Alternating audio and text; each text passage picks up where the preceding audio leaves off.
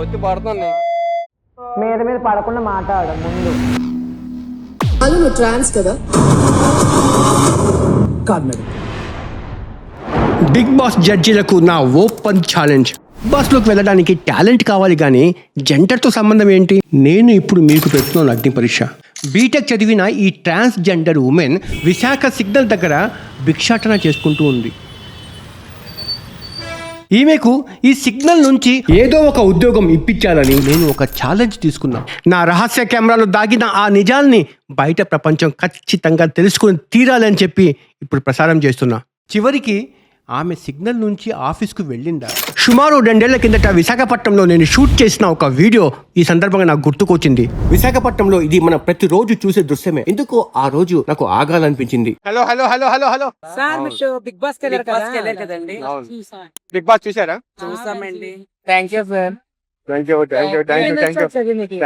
చాలా సంతోషంగా ఉంది. మీరు మా ట్రాన్స్జెండర్స్ కోసం చాలా వీడియోస్ కూడా చేసాం. ఒక జర్నలిస్ట్ గా వాళ్ళ జీవితాలను చాలా దగ్గరగా చూశాను. మిమ్మల్ని చూస్తా ఉన్నా నేను. అవునా? దాదాపు ఒక 2 గంటల నుంచి మిమ్మల్ని అబ్జర్వ్ చేస్తా ఉన్నా. కాంప్లెక్స్ దగ్గర ఉన్నారు, కాంప్లెక్స్ దగ్గర నుంచి ఇక్కడికి వచ్చారు. ఏదైనా పని చేసుకోవచ్చు కదా? ట్రాన్స్జెండర్స్ అంటే ఒక మీకు పని చేయాలని ఉందా?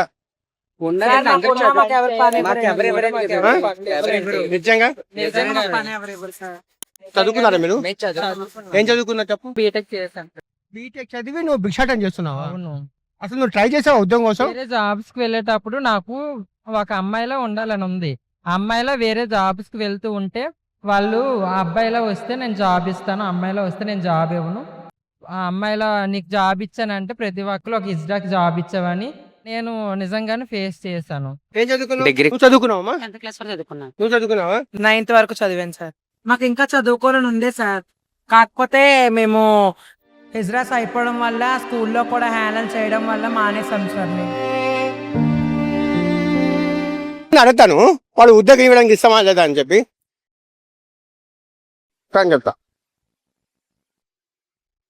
మీరు ఆ హిజ్రాలు ఉద్యోగం చేస్తానంటే పని ఇప్పిస్తారా? మాకే పనిలో ఇంకేం ఇప్పిస్తామండి. వీళ్ళు బీటెక్ డిగ్రీ చదివారు, వీళ్ళ కోసం ఒక్క జాబ్ కూడా మీ దగ్గర లేదా అని మైక్ పెట్టుకొని కెమెరాతో పిచ్చోడ్లాగా తిరిగాను అక్కడ. ఒక్కరు కూడా స్పందించరే. నా అభిప్రాయం ఏంటంటే జాబ్స్ ఉన్నాయి, వీళ్ళకే చేయడానికి ఆసక్తి లేదు అన్న అభిప్రాయం నాకు ఉండేది. ఇదంతా ఒక ఎత్తు అయితే హోటల్లో జరిగిన పరాభావం మరో ఎత్తు. అప్పటికి సమయము మిట్ట మధ్యాహ్నము. భోజనాల కోసము ఒక మంచి హోటల్కు తీసుకుని వెళ్ళాను ట్రాన్స్జెండర్ను. అయితే ట్రాన్స్ని చూసి ఆ హోటల్ మేనేజర్ చిర్రెత్తిపోయాడు. నేరుగా మనం కూర్చున్న టేబుల్ దగ్గరికే వచ్చి ఒక అవమానకరంగా ట్రాన్స్తో మాట్లాడాడు. ఆ మాటలు విని నాకు వళ్ళు మండింది. ఏంటంటే మనకి ఆ మధ్య ఒక అతను ఉన్నారు, గడ్డలుండి ఉంది పెద్ద ఇష్యూ. మీరందరూ కూడా ఆయన అండర్లో ఉంటున్నారు.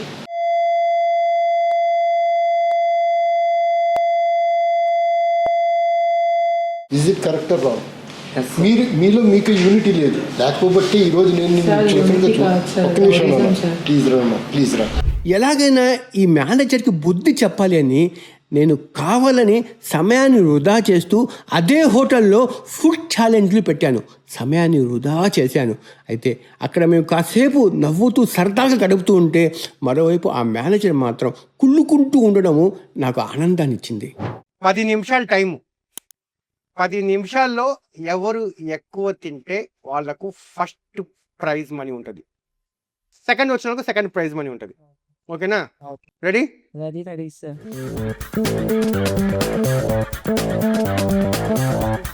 నా దగ్గర 2 పీసులు, నా దగ్గర ఒకటే పీస్ ఉంది.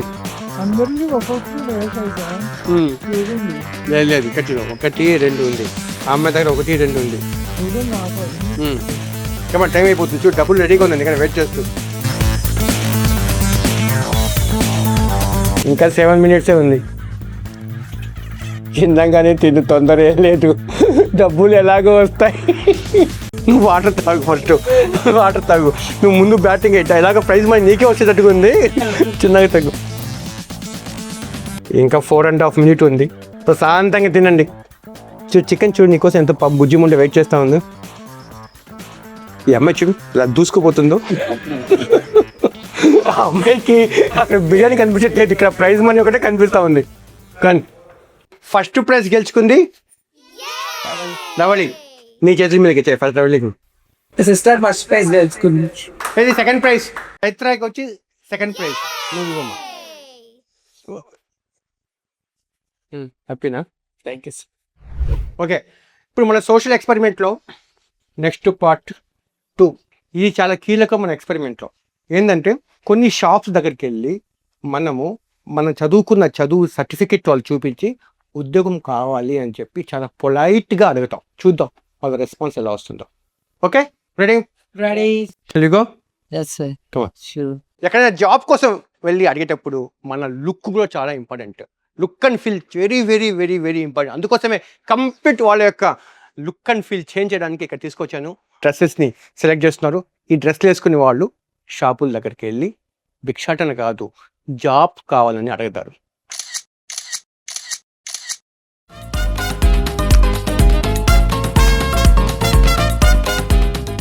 వాళ్ళ సర్టిఫికెట్స్ చూపించి వాళ్ళ ఎంప్లాయ్మెంట్ అడుగుతారు. చూద్దాం ఎలాంటి రెస్పాన్స్ వస్తుందో. ఓకే, ఒకవేళ ఎమర్జెన్సీ పొజిషన్ వస్తే ఎవరు ఏం చెయ్యాలి అన్నది ముందుగానే చర్చించుకుందాం. ఆ తర్వాత ఇక్కడ నుంచి 3 గ్రూపులుగా విడిపోయాం. నాకు జాబ్ కావాలి. జాబ్ ఉందా? జాబ్స్ కావాలా? పెద్దలు ఇక్కడ వేకెన్సీ లేదు. మాకు పని ఏమైనా ఇప్పించవచ్చు కదమ్మా కొద్దిగా. ఏం పని ఉంటాయి వ్యాపారం ఖాళీగా. మేము అమౌంట్ కోసం రాలేదు, మేము జాబ్ కోసం వచ్చాము. ఇక్కడ వేకెన్సీ ఏమైనా ఉందా అంటే మేము కాలేజ్ చదువుకున్నాం కదా, ఏదైనా జాబ్ ఉంటే ఇవ్వచ్చు కదా. ఆల్రెడీ ఉన్నారు.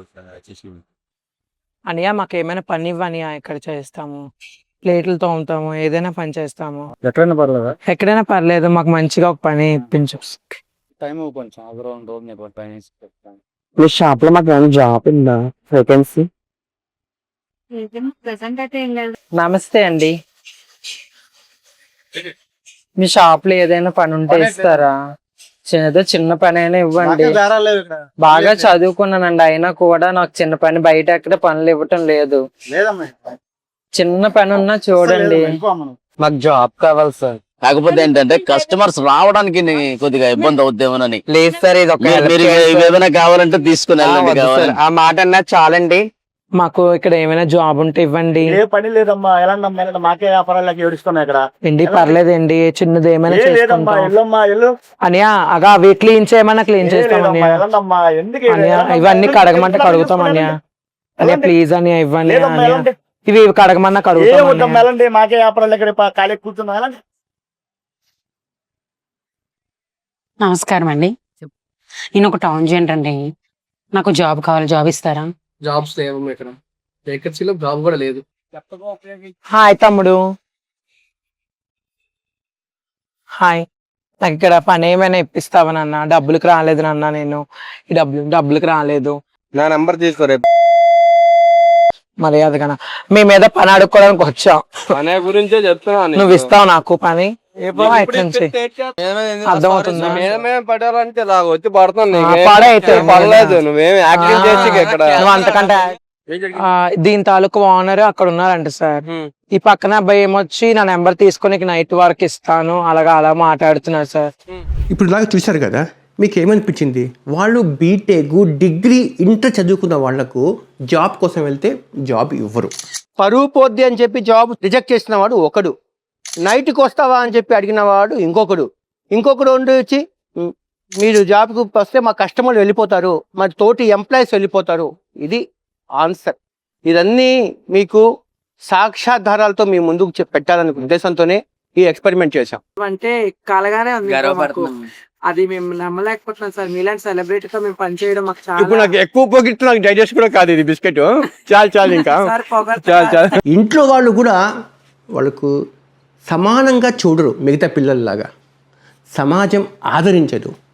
వాళ్ళు బతకాలి. ఎలా బతకాలి చెప్పండి? ఎలా బతకాలి? ఉప్పల్ బాలు ట్రాన్స్జెండరా కాదా అనేది కాదు మా చర్చ. నువ్వు ట్రాన్స్వా అని లక్షలాది మంది ముందు అడగడమే నా అభ్యంతరం. గుర్తు పెట్టుకోండి బాస్, ట్రాన్స్గా పుట్టడం తప్పు కాదు. ట్రాన్స్ అనే పదాన్ని అవమానంగా వాడే ఆలోచనే తప్పు.